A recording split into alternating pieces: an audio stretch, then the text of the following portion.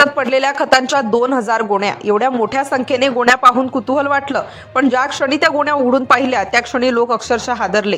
काही जण तर घाबरून तिथून लांब पळ काढू लागले. शेताच्या मध्यभागी पडीक आणि शांत परिसरात एकाएकी एवढा मोठा साठा कुठून आला, हा प्रश्न प्रत्येकाच्या मनात घोळू लागला. कारण हे एखादं साधं खताचं गोदाम नव्हतं, ही कुणीही न सांगता न कळवता गुपचूप टाकलेली हजारो गोण्यांची रास होती. सकाळच्या वेळेला काही शेतकरी शेतात गेले. दुरूनच त्यांना काहीतरी वेगळं दिसलं. जवळ गेल्यावर लक्षात आलं की विहिरीजवळ आणि आजूबाजूच्या भागात खतांच्या गोण्या एकावर एक रचलेल्या होत्या. पहिल्यांदा कुणालाच संशय आला नाही. कदाचित साठवण असेल, कदाचित पुढे विक्रीसाठी आणलेलं खत असेल असं समजून काही जण पुढे निघाले. पण काहींच्या मनात शंका निर्माण झाली. कारण गोण्या नवीन दिसत नव्हत्या. काही फाटलेल्या, काही ओलसर आणि काहींमधून विचित्र वास येत होता.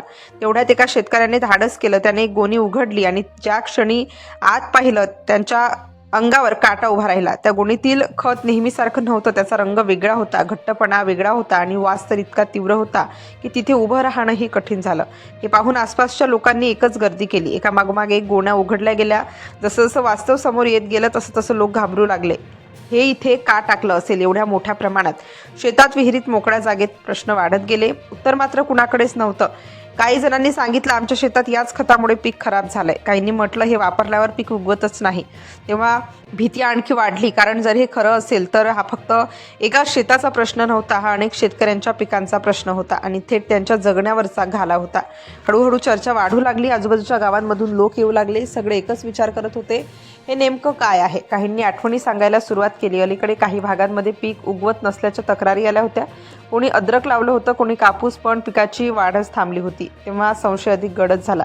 ही हजारो गुण्यांची रास फक्त टाकून दिलेली नव्हती, तर जाणीवपूर्वक गुपचूप नष्ट करण्याचा प्रयत्न होता. कारण अशा प्रकारे नियमानुसार नष्ट न करता मोकळ्या शेतात, विहिरीत टाकणं हा सरळ सरळ धोका होता. फक्त पिकांसाठी नाही तर जमिनीसाठी, पाण्यासाठी आणि माणसांच्या आरोग्यासाठी सुद्धा. लोकांच्या मनात भीती दाटली. जर हे पाणी पातळीत गेलं तर, जर हे जमिनीत मिसळलं तर आपण जे खातो ते सुरक्षित आहे का? या सगळ्या प्रश्नांनी परिसरात एकच खळबळ उडाली. कोणालाच कल्पना नव्हती की हा प्रकार इतका मोठा असेल. आणि मग शेवटी वास्तव समोर आलं. ही खतांची रास एका ठिकाणी झालेल्या मोठ्या पिकांच्या नुकसानीशी जोडलेली होती.